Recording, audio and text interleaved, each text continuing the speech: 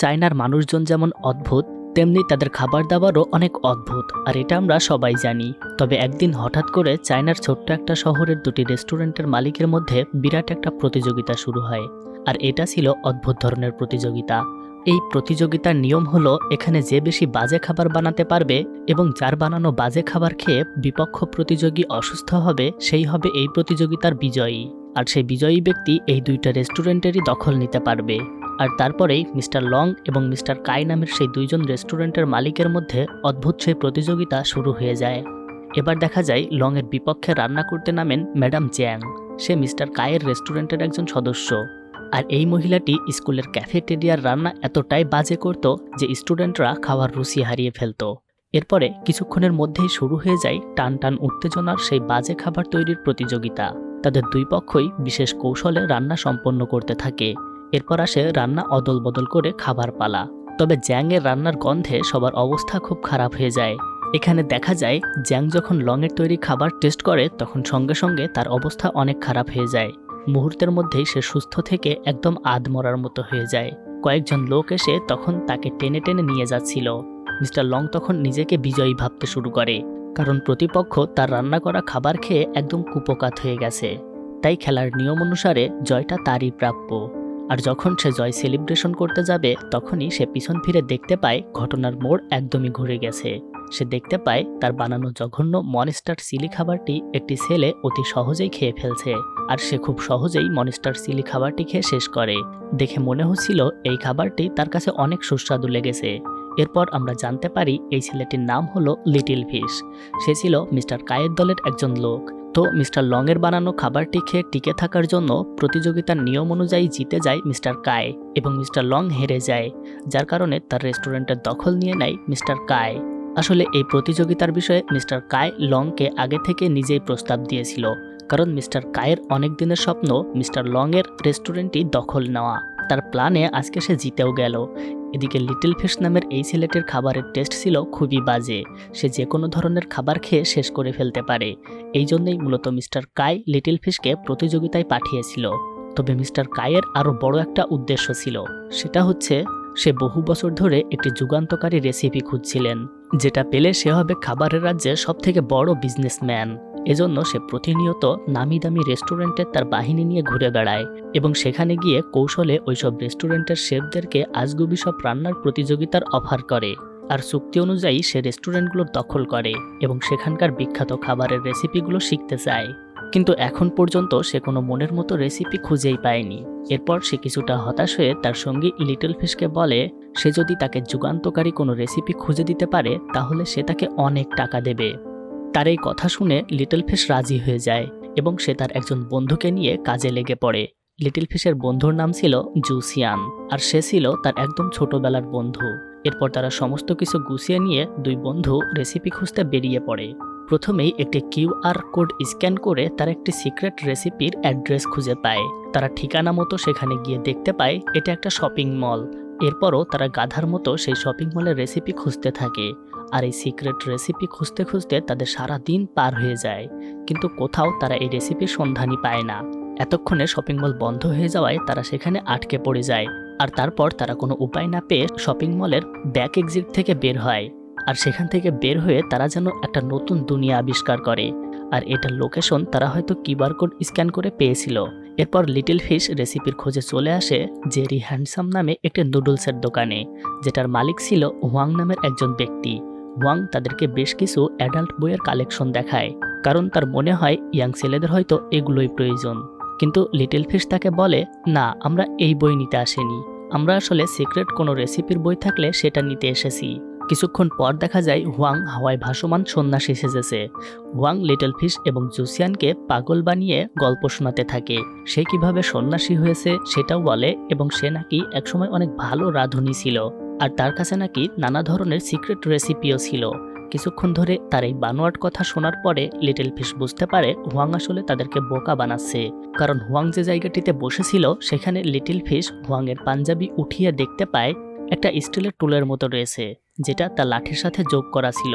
অর্থাৎ ওয়াং কোনো ভাসমান সন্ন্যাসীই না, সে আসলে সন্ন্যাসী সেজে তার কাছ থেকে টাকা নিয়েছিল। তাই লিটল ফিশ তার টাকা ফেরত চায়। এরপর ঠিক সেই সময় সেখানে মিস্টার কাই চলে আসে এবং তার লোকেরা পুরো এলাকা জুড়ে ভাঙচুর করতে শুরু করে। আসলে এই এলাকাটি রান্নার জন্য খুবই পপুলার ছিল, তাই এখানকার সবাই বেশ ভালোই রান্না করতে জানে। কিন্তু তারা কয়েক বছর ধরেও এই রান্না দিয়ে মিস্টার কায়ের মন ভরাতে পারেনি। আর কাই প্রতিবার এখানে এসে কোনো স্পেশাল রেসিপি খুঁজতে থাকে, কিন্তু সে একবারও এখানে কোনো রেসিপি খুঁজে পায়নি।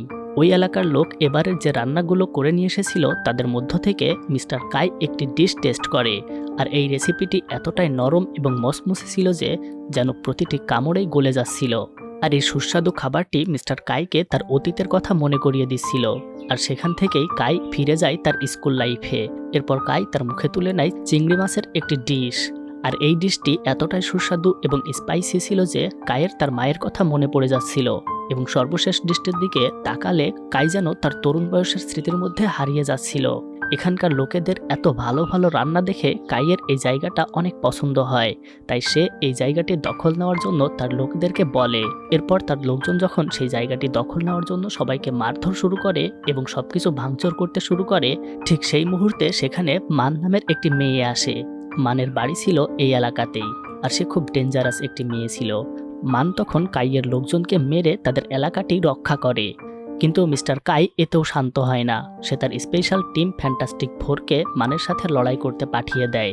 তবে ফ্যান্টাস্টিক ফোরের ওই 4 জন লোকও মানের সাথে লড়াই করে পারে না। এদিকে সে যখন লড়াই করছিল তখন সেই মুহূর্তে আমরা লিটল ফিশকে দেখতে পাই মানের দিকে এগিয়ে আসতে। আসলে সে চাইছিল এই সুযোগে মানকে মেরে ওই স্পেশাল রেসিপিগুলো হাতিয়ে নিতে, যাতে করে সে মিস্টার কাইকে খুশি করতে পারে।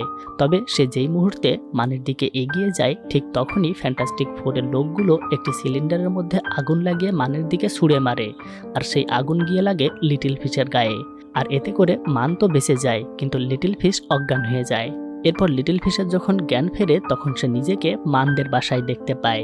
আসলে মান সেখান থেকে লিটল ফিশকে উদ্ধার করে তার বাড়িতে নিয়ে আসে এবং মানের দাদু হুয়াংও লিটল ফিশকে কেয়ার এবং চিকিৎসা দিয়ে জ্ঞান ফেরাতে সাহায্য করেছে। কিন্তু লিটল ফিশ যখন সেখান থেকে উঠে চলে যেতে চাইছিল তখন মান তাকে যেতে দেয় না। সে ভাবে লিটল ফিশ হয়তো মিস্টার কায়ের গোয়েন্দাদের সদস্য। তখন লিটল ফিশ তাদেরকে বলে, আমি কেন তার গোয়েন্দাদের দলের লোক হতে যাব? আমি যদি কায়ের গোয়েন্দাদের লোক হতাম তাহলে তোমাকে কেন বাঁচাতে যেতাম? এই বলে সে আরও যুক্তি দেখাতে শুরু করে, কারণ সে প্রথম দেখাতেই মানের ওপর ক্রাশ খেয়েছে। এছাড়াও তার আরেকটি উদ্দেশ্য হচ্ছে মানের সাথে ঘনিষ্ঠ হয়ে তার থেকে ওই রেসিপিগুলো হাতিয়ে নেওয়া। সে চাইছিল যাতে মানের সাথে তার সম্পর্ক গড়ে ওঠে। লিটল ফিশ এ যাত্রায় বেঁচে যায় এবং তাকে কেউ আর সন্দেহ করে না। কিন্তু সে এখানে তাদের কথার মাধ্যমে জানতে পারে যে মানের দাদা হুয়াংয়ের কাছে বিখ্যাত রেসিপি রয়েছে, যেটা হাসিল করতে পারলে লিটল ফিশ কায়ের কাছে অনেক ভালো হয়ে যাবে আর কায়ের কাছ থেকে হয়তো অনেক টাকাও নিতে পারবে। আর ঠিক তখনই সেখানে তার বন্ধু জুসিয়ান চলে আসে। আর এখানে তাকে সে ভুয়া লটারি জেতার খবর দিয়ে বাইরে নিয়ে যায়, যাতে করে তাদের ওপর কেউ সন্দেহ করতে না পারে। আর এই সুযোগে লিটল ফিশ বাড়ির বাইরে গিয়ে কাইকে ফোন দেয় আর কাইকে সে জানায় সে একটি বিখ্যাত রেসিপি খুঁজে পেয়েছে। আর এটাই সেই যুগান্তকারী রেসিপি যেটা মিস্টার কাই অনেক দিন ধরে খুঁজে বেড়াচ্ছে। এই কথা শুনে কাই অনেক খুশি হয়ে যায় আর লিটল ফিশকে বলে যেভাবেই হোক সে যেন মানকে পটিয়ে নেয় এবং মানকে প্রেমের ফাঁদে ফেলে রেসিপির সন্ধান নিয়ে নেয়। লিটল ফিশ তখন কায়ের কথা মতো সেটাই করতে শুরু করে। সে কোনো মতে মানকে তার প্রতি ইমপ্রেস করে ফেলে। লিটল ফিশ এখানে মানকে বলে প্রথম যখন সে মানকে দেখেছে ঠিক তখন থেকেই সে মানকে ভালোবেসে ফেলেছে, এমনকি মানের জন্য সে এখন সবকিছু করতে পারবে। এসব শুনে কিছুক্ষণ মান সেখানে দাঁড়িয়ে থাকে। লিটল ফিশ তাকে প্রথমবার প্রপোজ করলে তাকে ধরে একদম মাটির মধ্যে আছড়ে ফেলে। কিন্তু মানের মতো মেয়ের সাথেও যে কেউ প্রেম করতে চায় এটা দেখে মানের দাদু হুয়াং খুবই খুশি হয়ে যায়। তাই হুয়াং তাকে বলতে শুরু করে মান একজন প্রিন্সেস, তাই তার সাথে একজন উচ্চ মর্যাদাবান কোনো ছেলেকেই মানাবে যার ব্যক্তিত্ব হবে অনেক উঁচু। আর ঠিক তোমাকে মানের সামনে সেটাই প্রমাণ করতে হবে। এরপরে শুরু হয় লিটল ফিশের আসল মিশন। সে নিজেকে উচ্চ মর্যাদা সম্পন্ন ব্যক্তি হিসেবে প্রমাণ করার জন্য তার ছবি এডিট করে প্রিন্স সেজে একটি ভিডিও তৈরি করে, কারণ মানকে পটিয়ে যেভাবেই হোক রেসিপিটি উদ্ধার করতে হবে। এটাই হচ্ছে তার একমাত্র লক্ষ্য। এক পর্যায়ে লিটল ফিশ মানের কাছে নিজেকে একজন প্রিন্সেস হিসেবে পরিচয় করিয়ে দেয়। এজন্য সে অনলাইনে ফ্রি ডেলিভারি অফারে একটা নকল স্টিকও কিনে নিয়ে আসে, যেটা কিনা শুধুমাত্র পুরনো আমলের রাজাদের কাছেই থাকতো। তো লিটল ফিশ এখানে মানের কাছে রেসিপির বইটির জন্য মিথ্যা কথা বলে। সে বলে সে বিভিন্ন রেসিপি শিখতে চায় এবং মানুষের পাশে দাঁড়িয়ে সে দেশের খাদ্য সংকট দূর করতে চায়। তাই মান যেন তাকে সেই রেসিপিটির বইটি দেয়। লিটল ফিশের কথায় খুশি হয়ে মান তখন সেই রেসিপিটি তাকে দিয়ে দেয়। আর লিটল ফিশ যখন এই বইটি নিয়ে মিস্টার কায়ের কাছে যায় তখন মিস্টার কাই একদম রেগে যায়, কারণ এই বইটির তার কোনো প্রয়োজনই ছিল না, কারণ সে তো চাইছিল শতাব্দীর সেরা রেসিপির বই, আর এই বইটি লিটল ফিশের কোনো কাজেই আসে না। এবার মানের বান্ধবীর মেয়ে লিটল ফিশকে জানায় এক অজানা তথ্য। মেয়েটি তাকে মানের ছোটবেলার একটা ছবি দেখায়, যেটা সে তার মায়ের সঙ্গে তুলেছিল। আসলে প্রতি বছর মান ফটোশুটের মাধ্যমে এডিট করে তার প্রত্যেকটি জন্মদিনে মায়ের সাথে নতুন করে ছবি তৈরি করে। এতে তার মনে হয় প্রত্যেকটি জন্মদিনে তার মা তার সাথে আছে। আর এই কথা শুনে লিটল ফিশের মাথায় একটা আইডিয়া আসে। সে তখন মানকে ইমপ্রেস করার জন্য সেই ছবিটিতে থাকা মানের মায়ের মতো সাজে এবং তার মায়ের রূপ নিয়ে মানকে জঙ্গলের মধ্যে ডেকে আনে, কিন্তু মান এতে ভীষণ রেগে যায়। মান ভেবেছিল লিটল ফিশ তাকে ভয় দেখাতে এমন সেজেছে, কিন্তু লিটল ফিশ তাকে শান্ত হতে বলে। সেখানে জানায় যে তাকে ইমপ্রেস করতে সেসব করেছিল, তাই সে মানকে মন খারাপ করতে নিষেধ করে এবং বুঝিয়ে বলে। তারা দুজন যখন কথা বলছিল তখন হঠাৎ করে একটা গানের শব্দ শুনতে পাওয়া যায়, আর একজন লোক তাদেরকে গান গেয়ে বিরক্ত করতে থাকে। সেই লোকের গানের অত্যাচার যখন থামছিল না তখন বাধ্য হয়ে মান এবং লিটল ফিশ সেখানে চলে আসে। আর ঘটনাক্রমে মানকে নিয়ে ঘুরতে ঘুরতে লিটল ফিশ তার বাসার সামনে চলে আসে। এই সময় লিটল ফিশের একজন বন্ধু তাকে ডাকতে থাকে। মান এতে একদম অবাক হয়ে যায় এবং সে বলে, তুমি কি ওই ছেলেটিকে চেনো? তখন লিটল ফিশ মানকে মিথ্যা বলে। সে বলে এটা তাদের দেশের অ্যাম্বাসি, সেখানকার প্রিন্স, আর ওই ছেলেটি নাকি তার গুপ্তচর। মান তাদের থাকার জায়গা দেখে অবাক হয়ে যায়। মান তখন লিটল ফিশকে বলে একজন প্রিন্স কিভাবে এরকম রোলার পাইপের মধ্যে থাকতে পারে, কিন্তু সব বিষয়গুলোকে সত্য প্রমাণ করার জন্য লিটল ফিশের বন্ধু তাকে বলে এখানে থাকার এই জায়গাটি তো ভালোই আছে, কিন্তু অন্যান্য দেশের মানুষেরা তো পাহাড়ে থাকে, গুহাতে থাকে এবং অনেকেই তাদের তাঁবুতে থাকে, কিন্তু তাদের দেশের যারা একটু ভিআইপি তারা রোলার পাইপে থাকে। এজন্যই লিটল ফিশকে বলা হয় প্রিন্স অফ রোলার পাইপ। এটা শুনে মান অনেক এক্সাইটেড হয়ে পড়ে। সে তখন তাদের ওই রোলার পাইপ হাউসটি দেখতে চায়, কিন্তু লিটল ফিশ তাকে কোনো মতে আটকানোর চেষ্টা করছিল, কিন্তু মান তার কোনো কথাই শোনে না। তারা দুজন যখন পাইপ হাউসের ভিতরে ছিল তখন সেখানে শহরের প্রশাসন থেকে পাঠানো ক্রেন আসে। আসলে তারা এসেছে এই পাইপ হাউসটাকে ফেলে উঠিয়ে নিয়ে অন্য জায়গায় ফেলে দিতে। ক্রেনের মাধ্যমে তারা যখন পাইপ হাউসটিকে উঠিয়ে ফেলে তখন মান মনে করে এটাই হয়তো পাইপ হাউসের বিশেষত্ব, কারণ এটা আকাশে উড়তে পারে। কিন্তু লিটল ফিশ অলরেডি বুঝে ফেলেছে তাদের কপালে আজকে কি আছে। সে এখানে বারবার মানকে ধরে রাখছিল যাতে সে এক্সাইটমেন্টে বাইরের দিকে পড়ে না যায়। পাইপ হাউসটি যতই উপরের দিকে উঠছিল মানের এক্সাইটমেন্ট আর লিটল ফিশের ভয় ততই বাড়ছিল। আর এটা সবকিছু নিচ থেকে দেখতে পায় লিটল ফিশের বন্ধু, তাই সে লিটল ফিশকে বাঁচানোর জন্য ক্রেন ড্রাইভারের সাথে লড়াই করতে শুরু করে। বেশ কিছুক্ষণ লড়াইয়ের পর সে সফল হয়। আর এখানে আমরা মানকে দেখে বুঝতে পারি আস্তে আস্তে মানের মনে লিটল ফিশের জন্য জায়গা তৈরি হয়েছে। সে আস্তে আস্তে তাকে ভালোবাসতে শুরু করেছে। সেদিন তারা একে অপরের সাথে অনেক গল্প করে, আর এখানে তারা দুজনেই একে অপরের কথাগুলো শেয়ার করে। মান বলে ছোটবেলায় তার মনে হতো দুপুরে খায়নি বলে তার মা চলে গেছে, কিন্তু বড় হওয়ার পর অনেকের কাছ থেকে আস্তে আস্তে জানতে পারে তার মা আসলে অন্য একটি লোকের সাথে পালিয়ে গেছে। মানের কথা শুনে তখন লিটল ফিশ তাকে বলে তার নিজের মা আসলে একটা ফ্যাক্টরিতে কাজ করত। সে নিজে না খেয়ে রোজ লিটল ফিশের জন্য ভালো ভালো খাবার নিয়ে আসতো।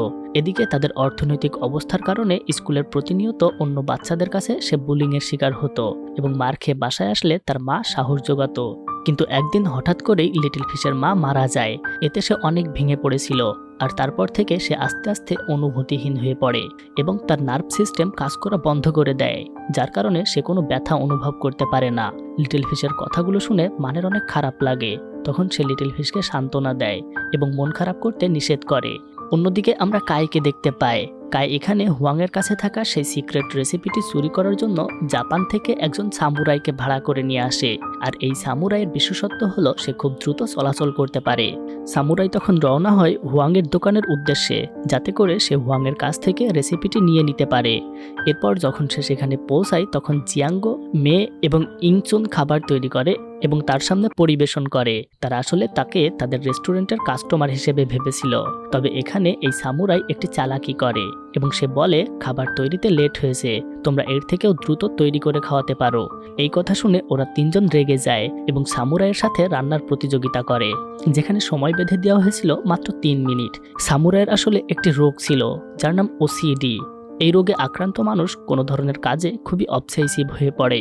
তখন তার এই দুর্বলতাকেই কাজে লাগায় মান এবং লিটল ফিশ। তারা বারবার একটি টেবিলের ওপর রাখা কাপ চামচ এলোমেলো করে দিচ্ছিল, আর সামুরাই তার কাজ বাদ দিয়ে ওই টেবিলের প্লেট বাটি সুন্দর করে সাজাচ্ছিল। আসলে মান এবং লিটল ফিশ সামুরাইয়ের সময় নষ্ট করতে চাইছিল। আমরা জানি সামুরাই ছিল খুবই ক্ষিপ্র গতির একজন মানুষ, তাই সে অল্প সময়ের মধ্যে তার সামুরাই তলোয়ার দিয়ে দ্রুত সব খাবার তৈরি করে ফেলে। সেটা এতটাই দ্রুত ছিল যে কারোর চোখেই পড়েনি। আর এই ঘটনা দেখে মান এবং তার বন্ধুরা চমকে ওঠে। এরপর সামুরাই তাদেরকে খাবারগুলো টেস্ট করতে বলে। এরপর তারা সবাই খাবারগুলো টেস্ট করে। এই খাবারগুলো এতটাই সুস্বাদু হয়েছিল যে সবাই তাদের কল্পনার দুনিয়ায় হারিয়ে যাচ্ছিল। সামুরাই তাদের বলে, তোমরা হেরে গিয়েছো, তাই আমাকে পুরস্কার হিসেবে তোমাদের সেই বিখ্যাত রেসিপিটি দাও। মান এটা শুনে খুবই বিরক্ত হয়, কিন্তু লিটল ফিশ এখানে মানকে বোঝানোর চেষ্টা করে সামুরাই তো শুধুমাত্র রেসিপি চেয়েছে, কারণ সে ভেতরে ভেতরে কায়ের দলের লোক ছিল। যদি তার কাছ থেকে কিছু টাকা নেওয়া যায়, এই জন্য সে তাকে এই কথাটি বলেছিল। কথোপকথনের ভিতরে মিস্টার কাই চলে আসে এবং সরাসরি হুমকি দেয় সেই রেসিপিটি দিয়ে দিতে, এবং বলে না দিলে তার পার্সোনাল ছবি ভাইরাল করে দিবে, যেটা সে ফটোশপের মাধ্যমে বানিয়েছে। কিন্তু তার এই হুমকিতে কোনো কাজ হয় না। সবাই তখন দৌড়ে হুয়াংয়ের বাড়িতে ঢুকে পড়ে। এখানে অনেক অন্ধকার ছিল। এখানে সামুরাই তার তলোয়ার লাইটিং স্পিডে চালায়, কিন্তু এতে হুয়াংয়ের কিছুই হয় না। আর যখন সেখানে আলো জ্বলে সবাই দেখতে পায় হুয়াং হাওয়ার উপরে ভাসছে। সামুরাই তার তলোয়ার দিয়ে হুয়াংয়ের কাঠের লাঠিটি কেটে দেয়, কিন্তু লাঠি ভেঙে যাওয়ায় তাদের সকলের ভুল ভেঙে যায়। সামুরাই বুঝতে পারে হুয়াং কোনো সাধারণ ব্যক্তি নয়, তিনি বিখ্যাত মাস্টার হ্যান্ডসাম নুডলস হুয়াং। এই ফাঁকে হুয়াং তার স্পেশাল পাওয়ার ব্যবহার করে সামুরাইয়ের পায়জামা বদলে ফেলে এবং তাকে একটি নতুন ড্রেস পরিয়ে দেয়, যেটা সে নিজের হাতে বুনেছে। এই দৃশ্য দেখে সামুরাই ফিরে যায় তার ছোটবেলায়, যখন তার মা তাকে এভাবে অনেক পোশাক বুনে দিত। ঠিক সেই মুহূর্তে কায়ের ধমক খেয়ে সামুরাই ফিরে আসে বাস্তবতায়। এদিকে হুয়াং নুডলস বানানোর সময় সবাইকে এক কেরামতি দেখিয়ে ফেলে। সে এখানে একটি ইলিউশন তৈরি করে, যেটা সবাইকে অনেক অবাক করে দেয়, কারণ হুয়াংয়ের এই ট্যালেন্টগুলো কেউ জানতো না। সে এখানে মুহূর্তের মধ্যেই চাইনিজ ঐতিহ্যবাহী বিখ্যাত ড্রাগন নুডলস বানায়, আর এই ড্রাগন নুডলস খেয়ে জাপানি সামুরাই একদম বশ হয়ে যায়। আর এরপর সেখানে হঠাৎ করে মিস্টার কায়ের দলের সেই ফ্যান্টাস্টিক ফোর চলে আসে, আর তারা সঙ্গে সঙ্গেই হুয়াং এর ওপর ছুরি চালাতে শুরু করে। কিন্তু হুয়াংকে বাঁচানোর জন্য মান তার পিঠ সামনে এগিয়ে দেয় এবং লিটল ফিশ এসে তাদের দুজনকেই বাঁচায়। লিটল ফিশের শরীরে এতে ক্ষত তৈরি হয়েছিল, তাই মান তখন তার ক্ষতস্থানে ঔষধ লাগিয়ে দেয়। যদিও লিটল ফিশের কোনো অনুভূতি ছিল না, তারপরও সে ইচ্ছা করে চিৎকার করে উঠছিল। মান তার উপর আরও বেশি সহানুভূতি দেখায়, কিন্তু লিটল ফিশ আসলে ভুলেই গিয়েছিল যে তার সমস্যাগুলোর কথা সে আগেই মানকে জানিয়েছে। তাই সে এখানে মানের কাছে ধরা পড়ে যায় এবং আমরা জানতে পারি মান অনেক আগেই লিটল ফিশের প্রেমে পড়ে গিয়েছিল। মান লিটল ফিশকে তার ভালোবাসার কথা জানিয়ে দেয় এবং সে তাকে একটি জ্যাকেট উপহার দেয়। তখন লিটল ফিশ মানকে জানায় সে তাদের সেই বিখ্যাত রেসিপি দেখতে চায়, আর এটা তার অনেক দিনের ইচ্ছা। মান তখন তাকে বলে এই রেসিপিটি তাদের দাদার কাছে রয়েছে, আর দাদা সর্বক্ষণ রেসিপিটিকে নজরদারিতে রাখে, কারণ রেসিপিটি তাদের বংশের ঐতিহ্য। তারা কেউ কখনো এটা দেখেনি, এমনকি তার দাদাও কখনো এটা দেখেনি। মান এখানে লিটল ফিশকে জানায় তার দাদিও আছে, যার নাম হচ্ছে টমি। মান বলে তার দাদি টমি আলাদা থাকে, আশপাশের কেউ মারা গেলে তার বাড়ির লোকের জন্য সে রান্না করে। এদিকে লিটল ফিশের বন্ধু যখন জানতে পারে সে মানের মন জয় করে ফেলেছে, তখন সে অনেক খুশি হয়ে যায়। সে ভেবেছিল মানের দাদু হুয়াংকে ফোন করে সে বিয়ের প্রস্তাব দেবে, কিন্তু লিটল ফিশ তার বন্ধু জুসিয়ানকে সরাসরি জানিয়ে দেয় সে কখনো মানকে সত্যিকারের ভালোবাসেনি, কারণ লিটল ফিশ ছিল একজন অনুভূতিহীন মানুষ। সে নিজেও বুঝতে পারছিল না সে মানকে ভালোবাসে কিনা। কিন্তু একটা কথা শুনে জোসিয়ান খুবই রেগে যায়। যখন সে জানতে পারে সে মানের সাথে অভিনয় করে মিস্টার কাইকে সে রেসিপির সংবাদ দিয়েছে, সে লিটল ফিশকে বলে শুধুমাত্র একটি রেসিপির জন্য একটি মানুষের আবেগ নিয়ে খেলতে পারে না, এটা অন্যায়। তাই সে লিটল ফিশকে বারবার নিষেধ করেছিল। সে বলছিল টাকার জন্য সে মানের সাথে যেন ধোঁকাবাজি না করে, কিন্তু লিটল ফিশ এতে তার উপর অনেক রেগে যায় আর উল্টো তাকে গালাগাল দিতে থাকে। সে তাকে নর্দমার কিট ফকির বলে সেখান থেকে বের করে দেয়। এরপর লিটল ফিশ কোনো রকমে মানের দাদির টমির ঠিকানা খুঁজে বের করে, আর সঙ্গে সঙ্গে ওই ঠিকানায় সে টমির কাছে যায়। তবে টমির কাছে যেতে হলে তাকে একটি মর্গ পার করে যেতে হবে। ঘটনাক্রমে সে মর্গের ভিতর আটকে যায় এবং সেখানকার ভয়ঙ্কর পরিস্থিতি দেখে সে অজ্ঞান হয়ে যায়। যখন তার জ্ঞান ফিরে আসে তখন সে তার চোখের সামনে মানের দাদির টমিকে দেখতে পায়। প্রথমে লিটল ফিশ নিজেকে মৃত ভাবলেও পরে সে বুঝতে পারে সে আসলে বেঁচে আছে। এরপর সে টমির সাথে কথা বলতে শুরু করে এবং কথায় কথায় সে এখানে মানের দাদা হুয়াংয়ের কথা মনে করিয়ে দেয়। কিন্তু হুয়াংয়ের নাম শুনে টমি এখানে প্রচণ্ড রেগে যায়। আর তার এই রাগই প্রয়োজন ছিল লিটল ফিশের, কারণ সে তাকে রাগিয়ে দিয়ে হুয়াংকে চ্যালেঞ্জ করবে এবং সেই চ্যালেঞ্জে হুয়াংকে হারিয়ে দিয়ে রেসিপিটি সে হাসিল করবে। কারণ সে জানতে পেরেছিল টমি শুধুমাত্র একজন শেফই নয়, সে একজন কুম্ফু শেফ। তাই হুয়াংকে হারাতে হলে সমকক্ষ একজন শেফ লাগবে, যেটা হলো তার ওয়াইফ টমি। আর এরপরে সে বিখ্যাত প্রতিযোগিতাটি শুরু হয়। এখানে যে সবচাইতে বাজে রান্না করতে পারবে সেই হবে জয়ী, আর জয়ীর পুরস্কার হিসেবে ঘোষণা করা হয় সেই রেসিপি বই। এরপর মুখোমুখি হয় শেফ টমি এবং হুয়াং, আর তারপর তাদের মধ্যে হাড্ডাহাড্ডির লড়াই শুরু হয়। তবে মজার বিষয় হলো তারা দুজনেই ছিল কুম্ফু মাস্টার, তাই তারা দুজনেই তাদের রান্নার মাঝে কুম্ফু পাওয়ার ব্যবহার করে। এই কুম্ফু পাওয়ার ব্যবহার করে তারা তাদের খাবারকে আরও শক্তিশালী করতে থাকে। তবে প্রতিযোগিতার মাঝে টমি একটা কৌশল অবলম্বন করে। সে জানতো হুয়াং কিছুতেই তার চোখের পানি সহ্য করতে পারে না, তাই সে তার চোখের পানি ফেলে হুয়াংকে ইমোশনালি ব্ল্যাকমেইল করে। আর ভালোবাসার মানুষের চোখের পানি দেখে হুয়াং হেরে যেতে থাকে। কিন্তু এমন সময় দেখা যায় হুয়াংয়ের মুখ দিয়ে রক্ত বেরিয়ে আসছে। এটা দেখে মান তখন নিজে কম্পিটিশনে এগিয়ে যায়, আর তখন সে সঙ্গে সঙ্গে গিলে ফেলে টমির তৈরি ভয়ঙ্কর স্যুপ। কিছুক্ষণ পরেই সেখানে মিস্টার কাই এসে লিটল ফিশকে অনেক মারতে থাকে এবং তাকে বলে সে তার বেতনভুক্ত একজন চামচা। কিন্তু কাই লিটল ফিশকে আঘাত করলে মান নিজেকে কন্ট্রোল করতে পারে না। সে লিটল ফিশকে বাঁচানোর জন্য কায়ের উপর আঘাত করে, কিন্তু এরপর যা ঘটে সেটা পুরো গল্পের মোড় ঘুরিয়ে দেয়। মান এখানে সবার সামনে লিটল ফিশের দিকে তার হাত এগিয়ে দেয়, কিন্তু লিটল ফিশ এখানে সঙ্গে সঙ্গে তাকে ধরে আছাড় মারে। এদিকে মিস্টার কাই আসলে জানতো মান লিটল ফিশকে কতটুকু ভালোবাসে, তাই সে তার সামনে লিটল ফিশকে কষ্ট দিতে থাকে।